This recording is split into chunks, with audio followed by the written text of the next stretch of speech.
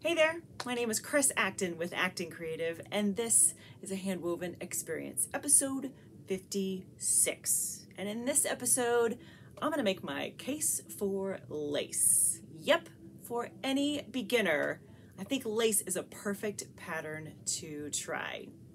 Are you ready to be convinced? Here we go. Let's start at the top.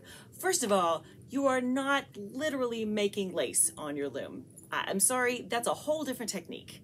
In this case, lace refers to the style of pattern, so a lacy pattern. So when you think of lace, you think of open spaces, you think of something that's lighter. That all pertains to these style of weaving patterns. So why do it? Why try lace? Well, there's a couple reasons. First of all, you can do it on a fairly simple loom. If you have a 4-shaft loom, you have lots and lots of lace options.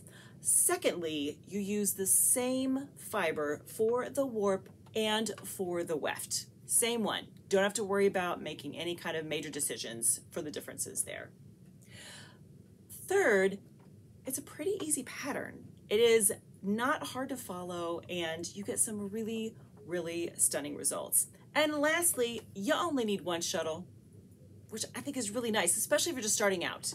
I have 2 shuttles going here because I'm getting a little crazy with my lace, but you only need one. So that keeps everything really simple and straightforward, perfect for any beginner. So what should you look out for, you're asking? Well, there's a couple things to watch out for when you're setting up your loom. So the example that I have on the loom here is it's called a Bronson lace. And let me show you a couple places where you just have to watch just a little bit. So when I was setting up the project, I had to pay attention to the threading, which is right here. That means the order that I'm putting my yarn into my shafts. And in this pattern, what is so fun is that every other one ends up on shaft number 1, which is just a lot of fun. But you have to kind of watch out for what order you're putting your warp yarns through your shafts. Okay, that's the first place that you have to kind of watch for. The second place is in the tie-ups right here. So that means that for this type of pattern, I had to crawl underneath the loom and make sure that the right shafts were associated with the right treadles or petals down below. So that's the second place. So there's only 2 places that you kind of have to pay attention. Once you get it set up though, man, you will whiz right through it. It is so much fun. And whatever it looks like on the loom, when it comes off the loom and relaxes, and then when you wash it, it's a whole different beast. You will love it. So if you're convinced, you're thinking, okay, I'm in. I'm gonna try some lace. What do I look for? Well, there's all kinds of lace, of course, but some of the big ones are called Bronson lace, the one that I have going here on my loom.